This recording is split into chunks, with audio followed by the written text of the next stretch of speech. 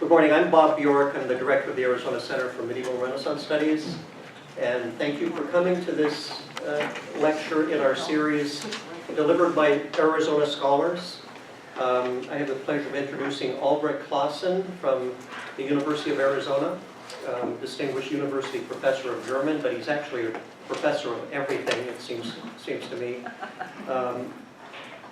He's past president of the Rocky Mountain Modern Language Association, for example. He's been on the Arizona Humanities Council board of directors. He's a recipient of the 2012 Outstanding Academic Title Award from Choice magazine, which Choice is a magazine that all libraries read in order to decide what books they should have on their shelves. And his handbook of medieval studies won that award in 2012. He's editor of Medievistic, and he's the once and perhaps again and future coach of the University of Arizona football team. He was the guest coach in 2002. You'll see why they made him coach when you get up here. I'm sure their season owes a lot to his copious, voluminous diagrams. And you'll understand why I say that when I tell you about his writings. He's the author of now, I hesitate to give a precise number because from minute to minute these numbers increase. About 70 books. Oh, let's see. 70 or more books. 520 articles, 800 lectures delivered worldwide. Most of us haven't even read that many books or articles, let alone produce them. He doesn't sleep, he doesn't own a television. All he does is produce scholarship. And what's amazing about this professor is that the scholarship is uniformly excellent. He's been a mainstay in ACMRS for years and years. He's on our advisory board. And it's a great pleasure to be his publisher. One of many organizations that publish his work. And I believe we have a few of his books in back, and you may want to pick up a copy, purchase a copy, not just pick up a copy. For instance, of Erotic Tales of Medieval Germany, which has sold well over 2,000 copies now, and we're very pleased to represent him in that way. And we're pleased that he's here to share some insights with us about insanity in the Middle Ages. Albrecht. Thank you very much.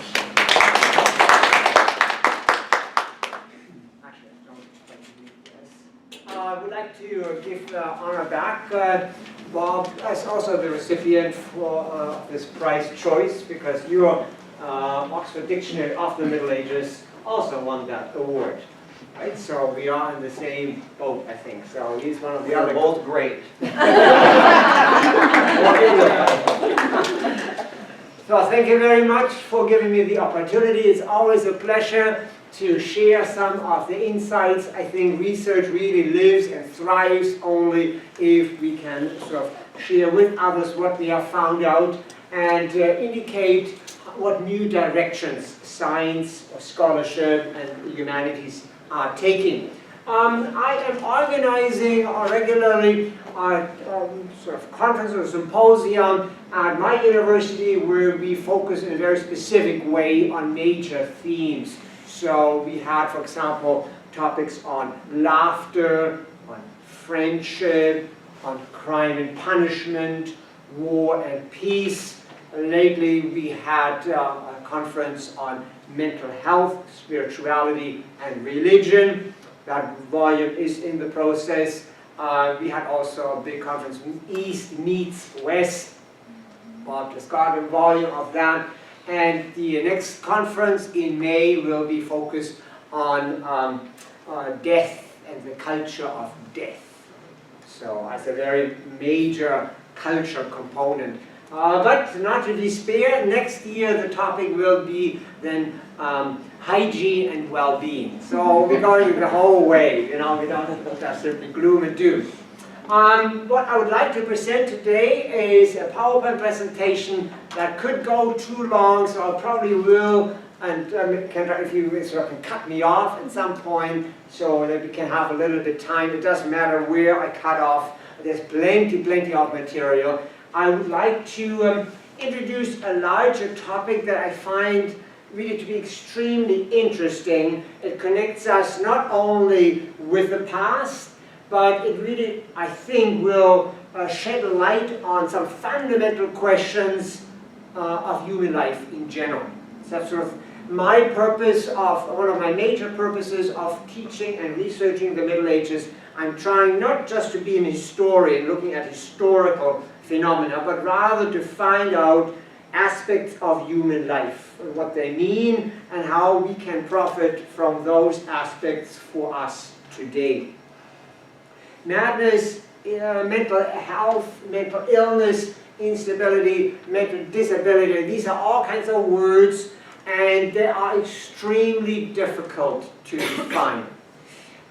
You can see that both sociologists as well as medical researchers are discussing these questions from many different perspectives, and what I will do is take you through a number of steps looking at the way how the discourse on mental health or illness, or in a cruder way, madness, has shaped philosophy, literature, theology, and then also medical discourse throughout the centuries.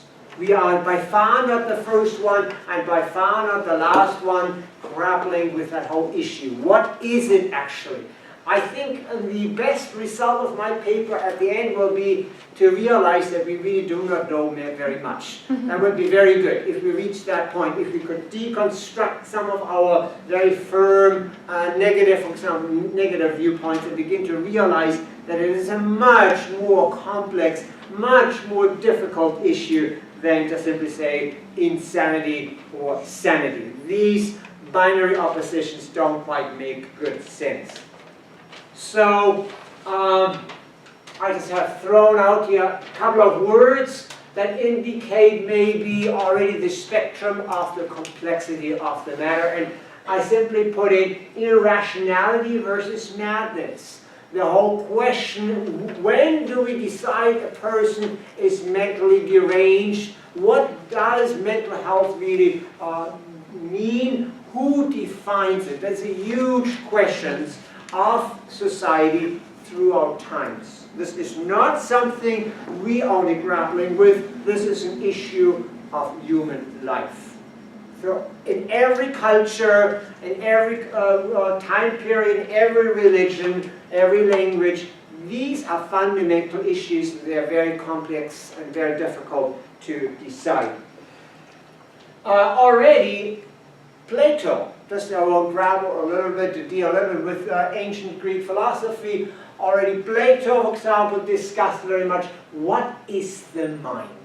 Where do we get it from? And isn't this rather a divine gift? And sometimes what we get is different from what the norm really indicates to us.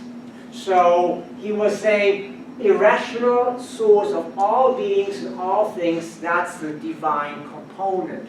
And how would we then decide, according to Plato, whether things are right or wrong? Is there simply a binary opposition? Or is there rather a wide range of possible meanings? Socrates himself said insanity is a matter of the mind, but connection with the gods. So whatever we observe in our mind takes us directly back to divine inspiration. And so he observes, that will be of great significance in the subsequent few 10 to 15 minutes, the discussion about whom we identify as a sane or insane person depends on very much on what values, what criteria we use, what we perceive as normal, and what is not normal. These are all very relativistic terms, as philosophers and religious thinkers throughout times already observed. And so what I'm trying to alert us to all is the question, when do we have suddenly epiphany? What is epiphany? We all know what the word means, but if a person suddenly comes forward and has an epiphany, Do we then say this person is mad, or do we say this is a prophet? Where is the difference between these two things? Very difficult to make. We have always very, very easy categories, but these categories deceive us very much. So my comment here is what we know or understand, or how we recognize and how we comprehend depends on the cultural historical framework. So what are the categories to determine insanity? That is the definition of our culture. So the discourse on madness is really a discourse on us. So if I could then redefine that, the way how we define madness defines us as a society. Are we very simplistic in our approaches, or are we willing to accept complexities?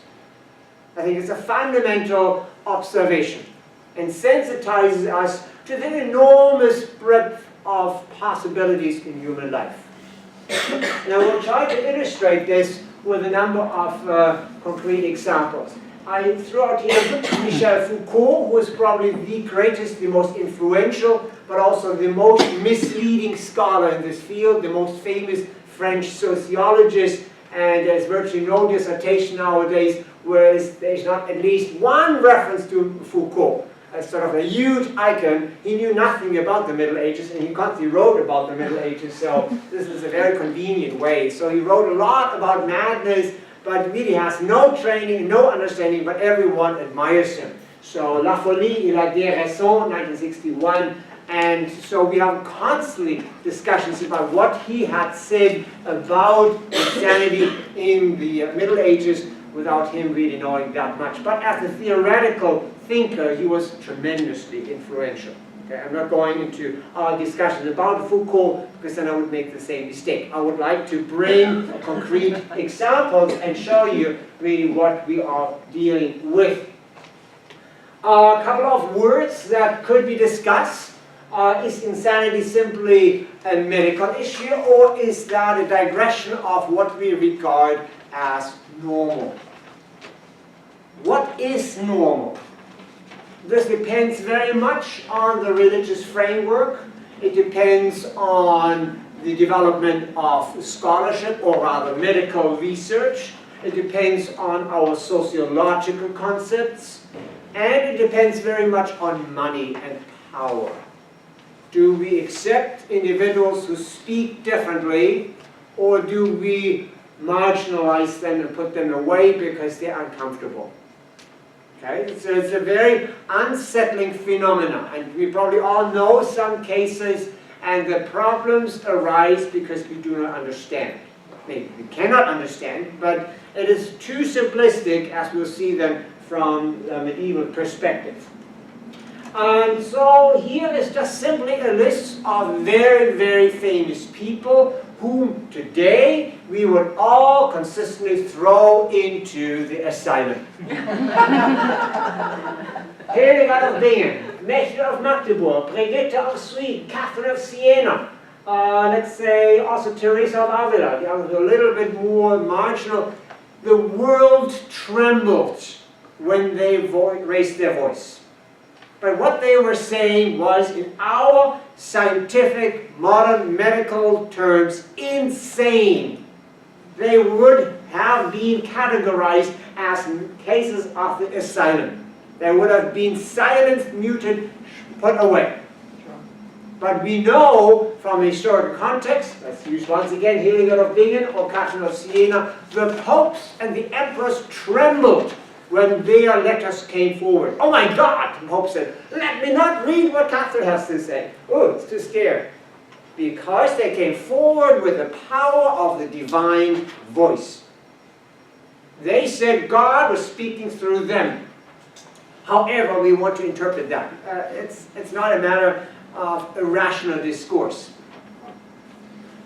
Just as an example, I mean, there's some men as well, but it was mostly a female issue. I don't want to go into gender issues here. We can discuss that later. But the entire concept of insanity, and in light of mysticism, spirituality and prophecy really problematizes the entire issue. And if someone is recognized as a prophet, then he or she can say whatever he or she wants to, and is regarded as the highest authority of them all. If, however, society decides as a social construct that their statements are not acceptable, then they are put away. So in the Middle Ages, we have lots of very interesting cases. This doesn't mean that every mystic was simply accepted, everyone who was coming forth with some strange statements. We have many cases where just the very same type of people were then apprehended and accused of heresy and then even burned at the stake. So it was not necessarily an easy matter. These are just extreme, most outstanding cases. But all of them consistently confirm that, at least at that time, and Teresa of Avila, 16th century, and you can easily extend this up to the 17th, maybe even 18th centuries, that there are always individuals, at least since the early Middle Ages, who defied the standard concepts of rationality and defied the norms of religiosity and the church and came forward with very individualistic, as we would say today, maybe insane concepts. But because they carried their, quote-unquote, insanity forth with such power and expressivity, they were recognized as God's mouthpieces, hence as the most sane, and while we would say they were the most insane. So I try just to alert us to the relativity of the entire concept. Image of Hildegard of Bingen, maybe one of the most famous one. Of course, modern readers might say, well, that's an example how she was deranged. Her mind was deranged. However, she depicted herself as her own painting, sort of kind of a self-portrait, and I'm talking about roughly 1200. How she was inspired by divine grace, messages, whatever, and then she could come forth and write about all kinds of, as we would say today, most beautiful poetic statements, images, and she talked about the micro and macrocosm and perceived human life in very different terms, and thereby created a concept of human life which was far beyond all human rational categories.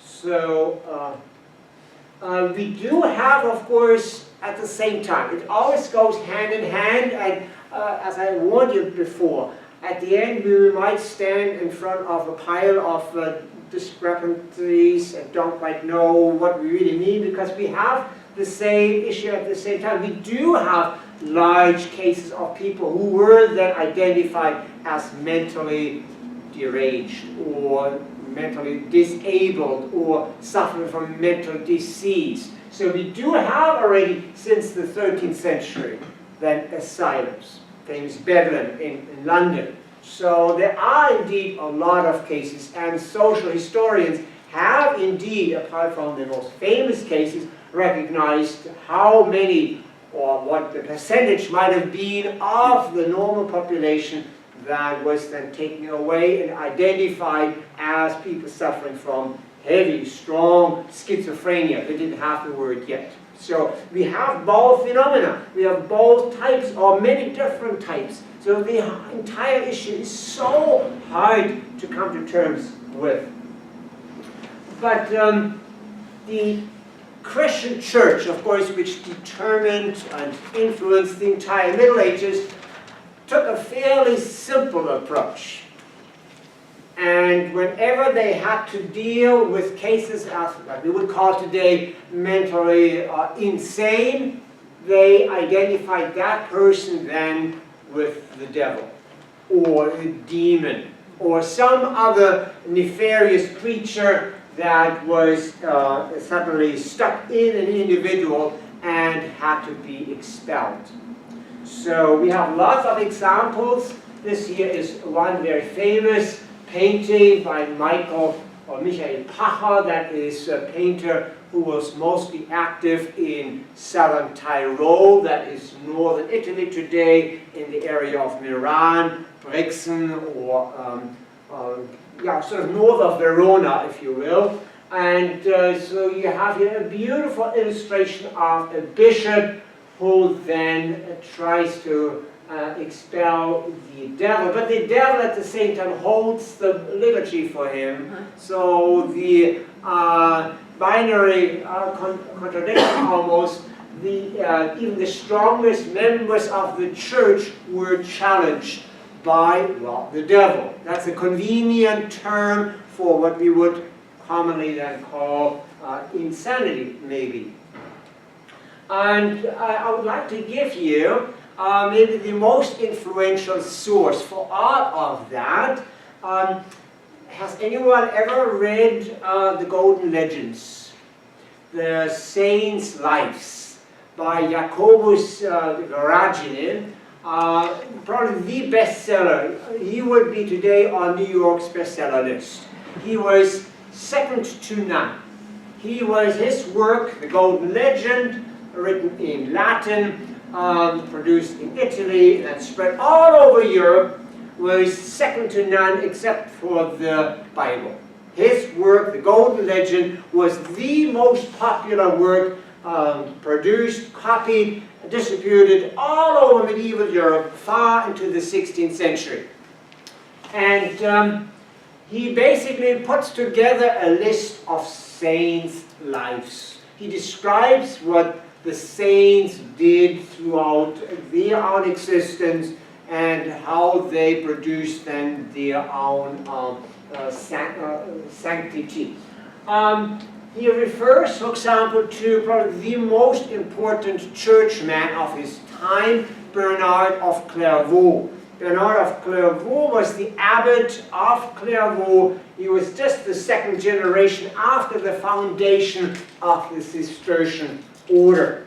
And he was most famous as intellectual, determining all of intellectual life and teaching and education in 12th century Europe.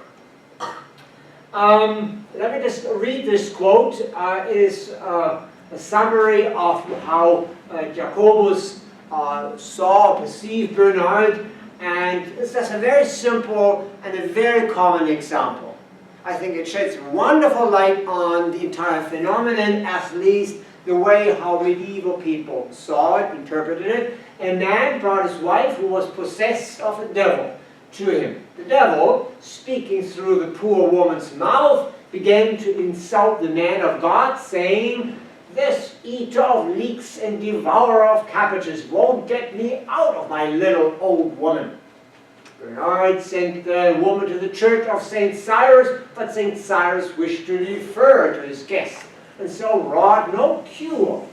So the woman was brought back to blessed Bernard.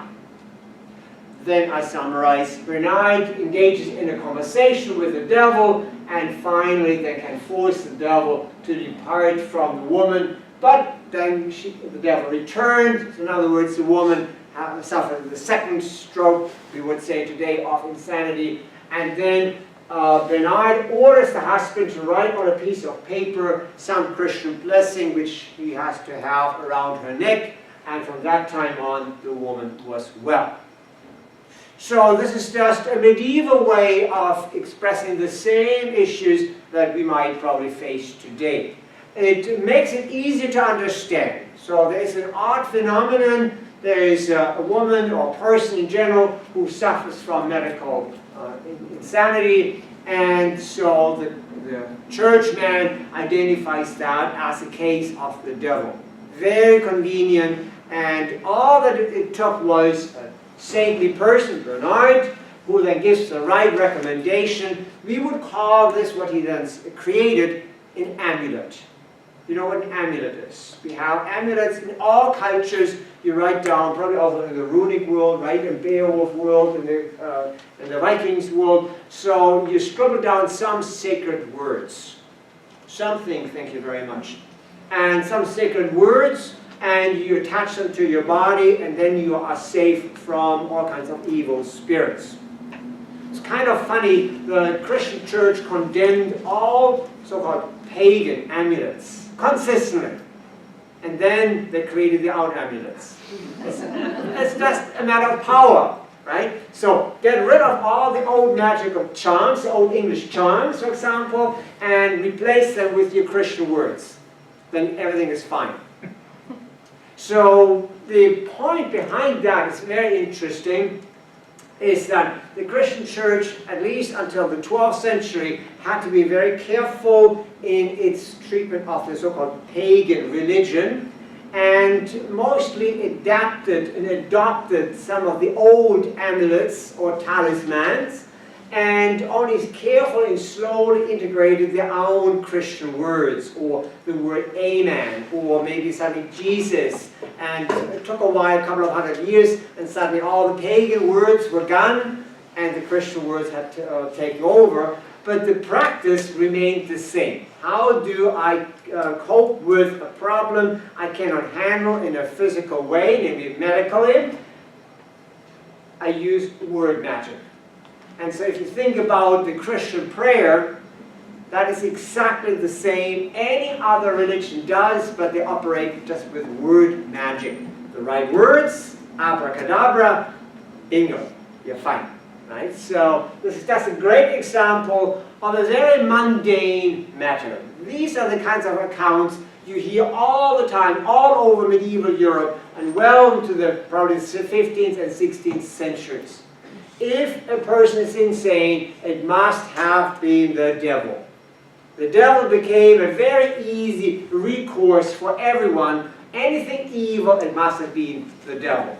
So people very much enjoyed talking about the devil. The devil became a presence everywhere in medieval Europe.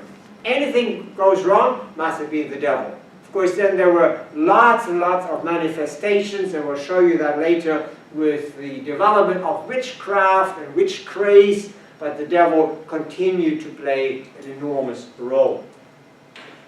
And even the most famous individuals were involved in the same practice. And this is here a wonderful painting by Giotto in Assisi, and showing us how St. Francis of Assisi expelled the devils from the city. So one of the major functions of all saints, if you ever think about sainthood, is to work wonders in terms of mental health. These were basically the practical medical doctors who helped people suffering from mental illness. So for that regard, saints had an enormous role to play. And this is just another tiny little illustration. You find this all over medieval Europe. In virtually every illustrated manuscript, you find then the devil. The devil was almost the most favorite person. You have even more paintings of the devil than Christ, maybe, because he is so much fun to draw anyway, you know. But it indicates, I think, let's see, how much people were aware of the problem we are addressing here. And that this is not simply going away. I actually suppose and suspect that every society has a very fixed percentage of cases of mental illness. I think we probably could say that in every society, a certain percentage of all people always will suffer from some kind of mental problems. For the church, it was, and thereby for entire medieval society, it was a very convenient way of turning everything around and identifying that in religious terms. Yeah, so this is a very convenient way of illustrating in a little manuscript drawing what we're talking about. That's it. By the mid-15th century, the situation begins to change quite dramatically. And it's a very interesting change because by that time, the church increasingly decided no longer to accept mystics. Remember I talked about mystics before. I mentioned Hildegard of Bingen, maybe Catherine of Siena, and so forth. And you probably all are aware, I've heard of Joan of Arc, Jeanne d'Arc. She was one of the first ones who began to suffer from the paradigm shift.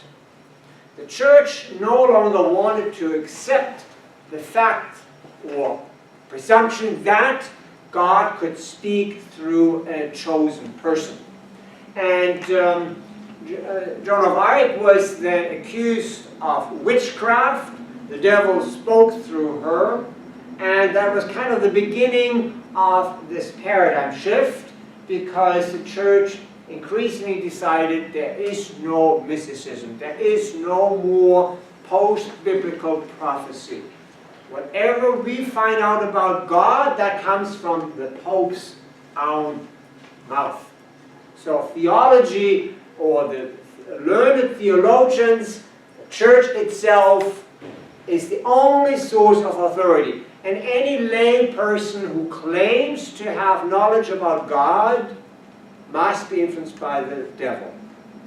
And so from that time on, and I have the most dramatic, one of the most dramatic drawings by Hans Baldung Green, showing us scenes of witches. This became a very, very common imagery then in the early modern times, with ever-increasing number of persecutions. We have the most famous Malleus Maleficarum, the Hammer of Witches, written by Henricus or Henry Kramer and Institutores. They then created kind of a guidebook, a basic guidebook for inquisitors to find alleged witches, and this pertained mostly to villagers, primarily to older women, primarily to women, also of course men to some extent, but it was primarily the whole group of older women, single women, widows. And we know increasingly that this has a lot to do with traumatic cases of fear, mass epidemics, mass panic, mass hysteria. It has something to do with the rise of a new legal system, new judges who were sent into all kinds of rural areas to colonize, quote unquote, what the power of the territorial dukes, and they needed something to do. And so the most convenient thing for any new judge in any new territory was to find cases of witchcraft and to persecute those poor, miserable victims. So we know that, for example, the entire witch craze, you have heard of this, of course, we basically started in more or less in the area we call Savoy. That is the area just northeastern France, bordering Switzerland, bordering Italy, bordering Germany. Conflicting territories where individual powers tried to install their own authorities, so they used all kinds of their own judges, who then started to persecute women. And it always works like almost a wildfire. You use torture as a means to extract confessions. Everyone confesses under torture. At some point, you confess whatever the inquisitor wants to hear. There's no point where you can, or no way that you can resist torture. At some point, you will say what they want to hear. And so, of course, naturally, then people begin to accuse more and more names I mentioned. Those are then apprehended as well, put under torture. They then also confess. So at the end, whole villages were then decimated and people were burned. What we're really dealing with, however, is massive cases of alleged people with mental insanity or mental derangement. Not all of them, many of them were just simply accused and then put under pressure. But the entire phenomenon has a lot to do with a very violent approach to the case of mental insanity. But unfortunately and tragically, it affected ultimately several hundred thousands of people. So it was a mass development. It has a lot to do, one more time, rather more with political issues. So another area was, for example, between Spain and France. So in the Pyrenees were conflicting territories, tried to install their power. So then they turned to cases of insanity and could utilize those very conveniently to bring forth their charge of witchcraft, and then hence this was a substitute for the phenomenon of insanity. But at the same time, and I try to take us to further cases, we do have also very clearly confirmed cases of mental illness. Some of the most famous ones were within the great dynasties, and here I'm referring to the Habsburgs. The Habsburgs were well known of inbreeding. There's a very small group of potential marriage partners among the Habsburgians, the Spanish crown, the Austrians, and so we have very quickly the development of a very typical type of chin and nose and lip. And the Rudolf II was very well known, having suffered badly under the cases of insanity, of extreme form of schizophrenia, as we would say today. But much worse was actually this guy, Julius Caesar of Austria. We know that at some point he also suffered from insanity. He had a girlfriend who at some point, in some fit, he slowly butchered and ate because he was so insane. It took him 3 days to go through this whole process. At the end there was only flesh all over the room. And so they had horrible cases because he was the son of the Habsburg Emperor. So they couldn't do anything against him. So I only want to bring these traumatic cases to illustrate how much the issue was of great concern, and people had great difficulties coming to terms with those. Because when then a concretely identifiable case of medical insanity is connected with high political power, then no one has any real authority to intervene and stop that person. So you have the whole gamut, really, in a very funny way, from religiously inspired people who suffer from those cases to ordinary people who are suffering from senility, maybe, or from all kinds of different other kinds of mental illness, to concrete cases of which we know a lot because these were, of course, members of the royal house, and they were, of course, well documented, and so then they committed their crimes. So we have really a lot of good and well documented cases that address the issue. How they could solve the issue is very hard to say, because using just some prayer or to expel the devil in that case just simply would not have done anything, because that guy, of course, had his own confessor. He was, of course, under the care of the church, but they couldn't simply put him away into his own asylum.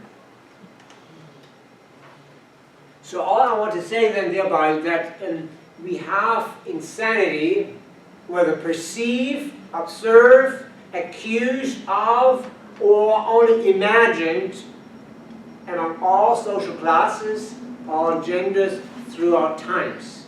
And it remains a critical question how to identify, comprehend what we're really dealing with. One of the most important individuals that in the 16th century who tried to come to terms with that phenomenon, among many others, was this strange doctor called Paracelsus. Paracelsus was the most enigmatic doctor. He contempted the entire organization of the entire medical profession of his time, and they despised him as well. But, for example, he was very successful in treating syphilis. He was the first one to treat syphilis effectively, at least for a short time. Syphilis came up only in the 16th century. It was also called the French disease. And the Fugger, which were probably the one most influential world company situated in Augsburg, and they handled global trade, and they had found that in their properties or estates in Brazil, there was a certain type of bark that could be used to fight against syphilis, and Paracelsus tried to ruin their business. And he said, I have a much better cure, namely mercury.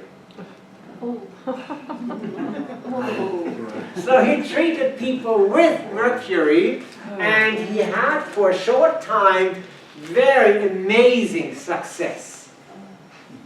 Of course not in the long run. That's another issue. But this is not of greatest concern for me, at least in this context.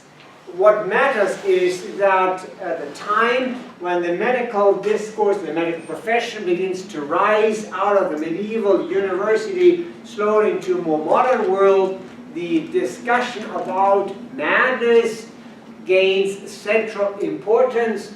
I've referred to two major texts he published, De Morbis Amentium, so of basically a treatise on epilepsy, and then his Astronomia Magna.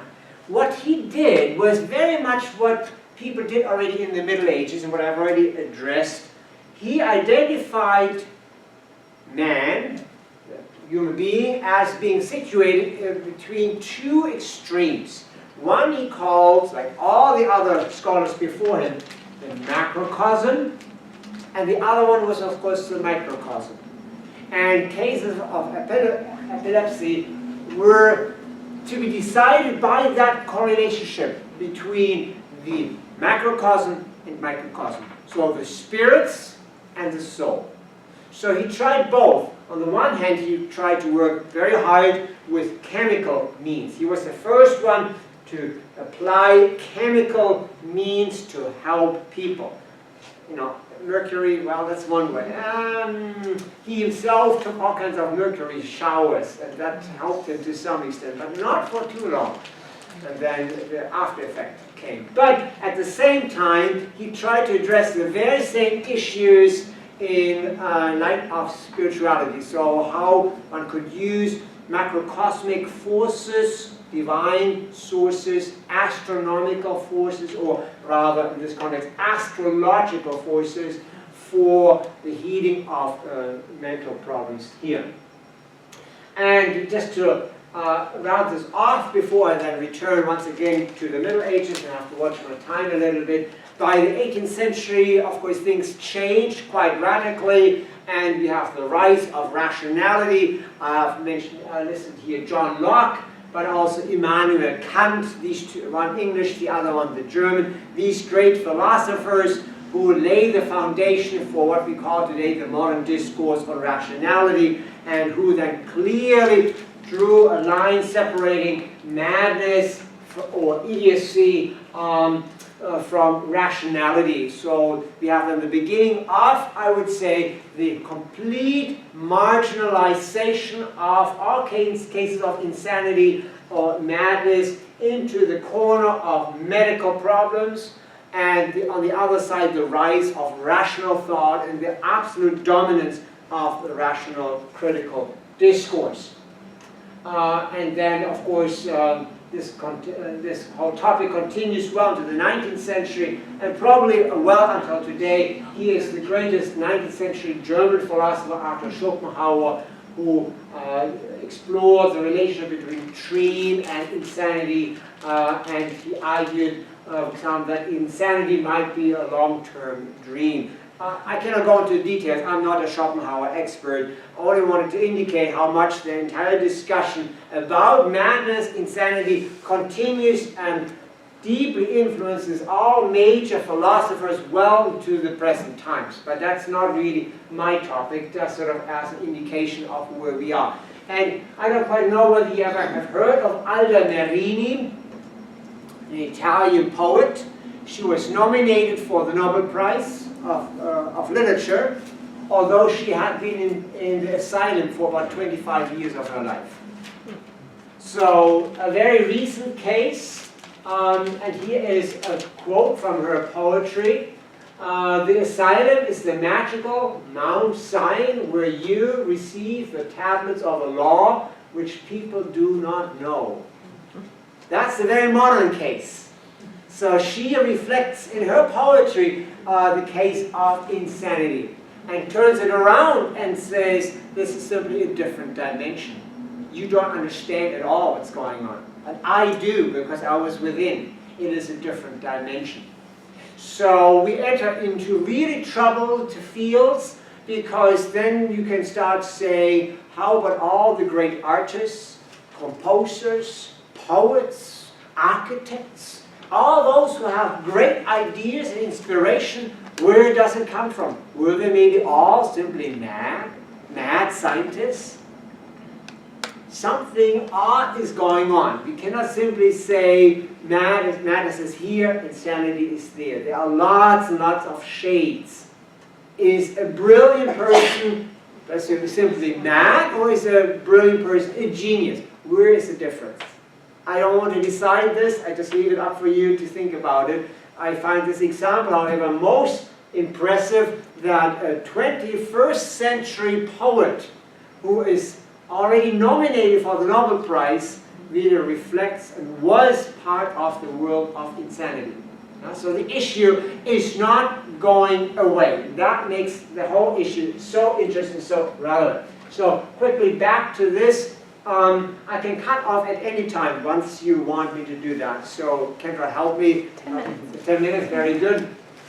Does it include questions or not? Oh, we have time for Great. questions All right, after. very good. So let me just bring or give you a couple of other examples where I have a little bit more expertise maybe, and I'll give you here the case of Yvain. And Yvain in French, Chrétien de Troyes, or Yvain in Middle High German, is a standard case of an Arthurian tale. And it is predicated on the notion a knight has killed another knight, then he has married the widow.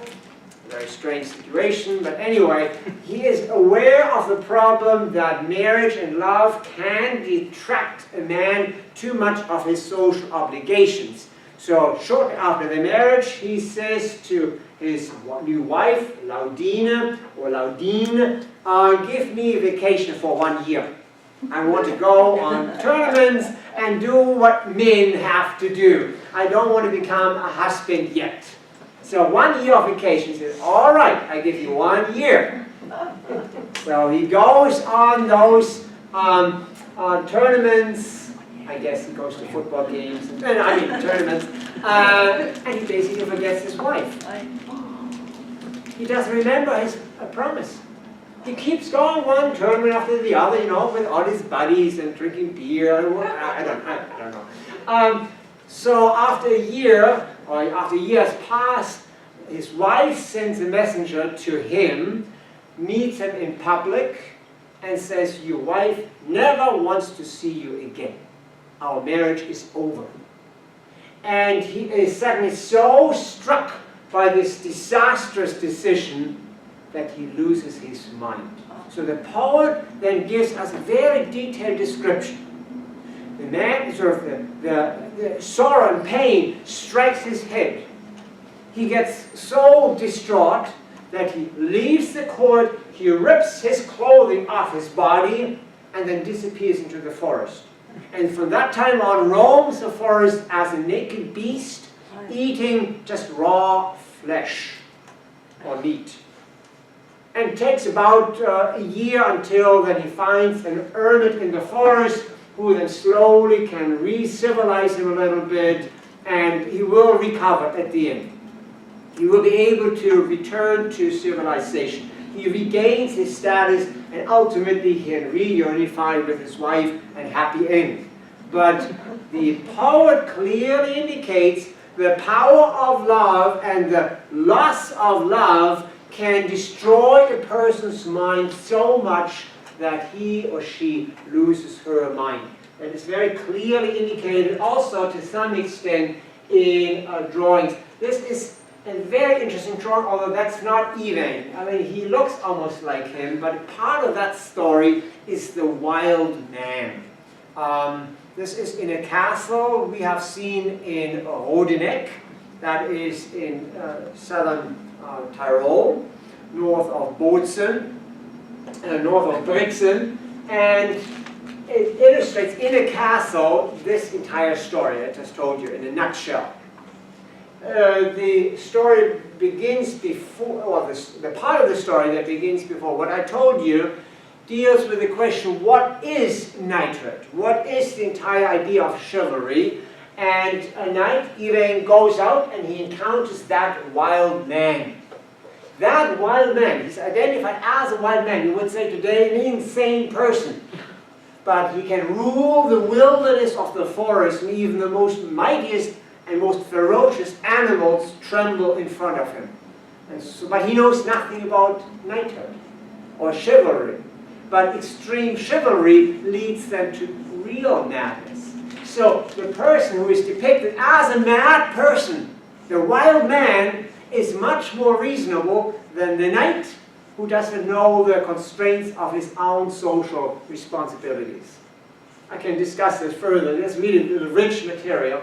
But I also want quickly to give you another insight into Anglo-Norman text, because I'm always, as Bob said, I'm always working very hard. I'm continuously a student of new material. So I roam all the time into other languages. So this is Anglo-Norman, written in France, in England, but Marie de France comes from France, and she writes in Anglo-Norman, and beautiful little stories. And this is Bisgraven is a story about a werewolf. And it is a beautiful literary story, but where a man turns into a werewolf for 3 days per week, which then has lots of implications. The wife says finally, "Where do you go? Do you have a mistress or what?" You know, she is very distraught, and finally she forces him to reveal his secret, even that he has to hide his clothing somewhere, and without that clothing he cannot return into his human shape. And of course, then she has another knight who then goes, gets the clothing, and this poor Bisgraven is then forced to stay a werewolf for a whole year. Although he retains his inner nobility, and that saves him because at one point he encounters King Arthur, and he succumbs himself, submits himself under the king, begs for mercy, and the king realizes that beast has nobility. Don't kill it. And then the story goes on, and it's very complicated. Ultimately, he can get his revenge, and he can bite his wife's nose off. And from that time on, sort of as a punishment, she and all of her descendants are born without noses. The point, however, is that the idea, the iconographic idea of the werewolf is really representative of mental madness. And the losing of human shape and identity, and then the recovery of that mental or that identity, because it is still stuck deep inside of him. So Marie de France explores it, however, in her own turn. So literature is a great way of looking at how people understood or discuss mental illness. I would quickly also like to refer to an old Irish text, The Fury of Hivne, Wile Hivne. I had to practice a long time. I'm not familiar with Old Gaelic, but a colleague of mine helped me. So Wile Hivne is a king, an Irish king, who fights against the Christian church, and because he's even taking away the church property, he is condemned by a saint, and as soon as he hears the clamor of battle cries, he loses his mind. And then it gets extremely interesting, because for the rest of his life he knows that he's insane. He has consciousness within, and yet he has an external appearance of an insane person. He is rescued after a long time by another saint, a bishop, who then allows him at least to become a divine fool. But he never returns into the previous shape of a king. So the old Irish author of this epic poem, or prosymmetric, Wile Hivne, was really a person who discusses mental illness on the highest level. Whether he answered or discussed it properly, that's another issue. The awareness was there. So it was of greatest concern for those people to understand what it might have been. And quickly, bless you, 15th century poet, a disciple of Geoffrey Chaucer, Thomas Huckleaf, and he is really almost a postmodern poet because he was mentally insane, he was in an asylum, and in La Malrègle he writes about himself looking into the mirror and saying, what do people see in me? Do they still think I'm insane? So he's looking into the mirror and wonders, what is my identity? So the same concern, by the way, we have today. If any individual is ever taken to asylum, or is identified as mentally disabled or whatever, that stigma will stay. And we have the same problems today. So Huckleaf just simply explores the issue that is attached with mental insanity or something like that. We have then, throughout the next centuries, more and more examples. That is playwright Thomas Campion, that's early 17th century. I skipped over this. I just want to give you, just to wrap it up, quick references. I know this is in German, but this was a conference I organized in Germany on Paracelsus. A lot of very, very interesting articles are contained in that volume. So all you need to do is to study German and read these great articles. A lot to do with that. And but just to also to indicate, details don't matter so much, but look at the long list. There is huge amount of interest in among the researchers to study the whole issue of mental health, mental illness, insanity, madness. This is becoming more and more a central concern for medieval scholarship because we can thereby understand much more the core issues and debates of any society. And that is the volume that I'm just finishing up, and hopefully it will appear in a few months. So they will appear with De Gruyter in Berlin and Boston, and so we address a lot of those issues. And my conclusion quickly is madness or insanity is really a matter of culture discourse. So tell me how you define madness and I'll tell you who you are. So the discussion about madness defines us, defines every society. So to look into the whole issue of insanity is a fundamental way, is a wonderful gateway to understand really who we are, how we understand spirituality, how we look at religion, how we look at mental concepts, how we define rationality. Mental disability can be observed throughout times. It is not just a medieval or not just a modern phenomenon. It's not a Western or Eastern phenomenon. It's something that affects human life all the time, everywhere. The Christian Church always tried to simplify it. That is certainly true, but we can see now, in light of the evidence, I've given you a small selection, that the issue was really very, very complex, depending on the social class, depending on the religious authority a person enjoyed, depending on the context, private versus public, for example, military versus religious, and so forth. But it was a very complex and continues to be extremely complex issue. And as you can see, virtually anyone of whom we have any records left has engaged in one way or the other with that question of mental health. Philosophers, theologians, medical scholars, poets, and probably also composers, architects, and others, they all address this issue in one way or the other. So it is, hence, for that reason, a marvelous subject matter to study who we really are. By looking at the question of madness, insanity, or however you want to call it, we suddenly have to come to terms with ourselves. It is a wonderful lens, very perturbing, difficult, challenging lens, but it's an incredibly exciting and powerful lens to understand culture. And with that, this is it. Thank you very much.